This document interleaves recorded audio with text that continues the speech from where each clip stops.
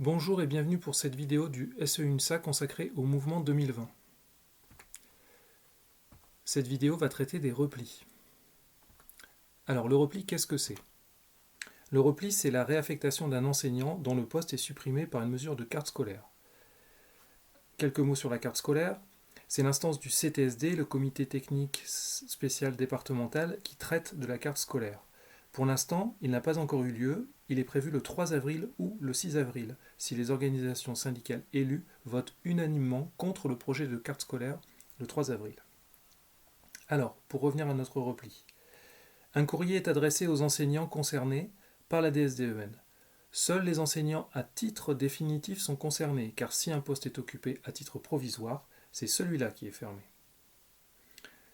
L'objectif du repli est une nouvelle affectation au plus proche de l'affectation initiale du poste fermé, en termes de nature de poste et de géographie, assortie d'une priorité pour obtenir ce poste.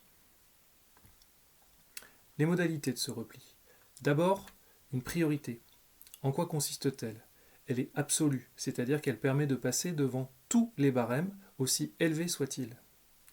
Le départage éventuel entre plusieurs repliés ayant fait des vœux pour un même poste se fait selon la force de la priorité. Priorité 1 supérieure à priorité 2 supérieure à priorité 3. Puis, selon les critères du barème.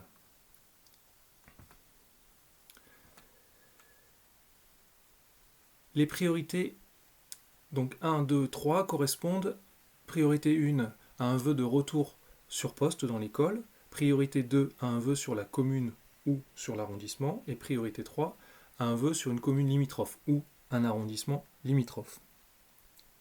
Il est important de souligner que les enseignants repliés en 2019 qui souhaitent à nouveau faire valoir leur retour sur poste ou sur la commune doivent impérativement le signaler à la DSDEN avant le 10 avril.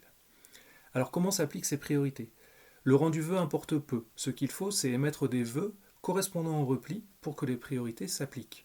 Attention donc, les priorités s'appliquent sur des postes de même nature. Voici quelques exemples. Adjoint élémentaire, replié, la priorité s'applique sur les postes d'adjoint élémentaire, pas sur les postes d'adjoint maternel. Pour un repli de TRS, la priorité s'applique sur un poste de TRS. Pour un remplaçant en REP+, la priorité s'applique sur un poste de remplaçant en REP+, etc. Concernant la participation au mouvement, les enseignants repliés sont considérés comme participants obligatoires, mais n'ont pas obligation de formuler des vœux à l'écran 2. Les points de stabilité et de bonification sont conservés si le repli est subi par le dernier arrivé, soit consommés si le repli est choisi par un enseignant volontaire. Nous allons voir tout de suite en quoi consistent ces deux situations. Alors, qui est replié? Pour les adjoints, les règles sont les suivantes. C'est le dernier arrivé qui est replié, sauf si un enseignant est volontaire. C'est finalement la personne volontaire qui a le plus d'AGS qui peut faire l'objet du repli. Le dernier arrivé reste prioritaire si le volontaire a une AGS inférieure à la sienne. Pour rappel, l'AGS, c'est l'ancienneté générale de service. Si un enseignant a bénéficié d'une bonification médicale pour obtenir son poste, il ne peut être replié sans l'avis du médecin de prévention. Pour les autres postes, alors pour les titulaires remplaçants, on les RAZ, c'est le dernier nommé dans la circonscription qui est replié, ou un enseignant volontaire selon les mêmes conditions que précédemment. Pour les directeurs, il y a repli uniquement s'il y a perte indiciaire, perte financière en fait, pas s'il y a une modification de la décharge. Il est possible de conserver pendant 1 an le poste et l'indice. Pour toutes les situations plus complexes, merci de vous référer à la page 22 du Memento ou à l'annexe 7.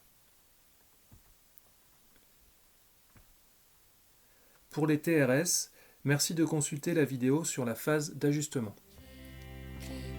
Merci de votre attention, cette vidéo est terminée.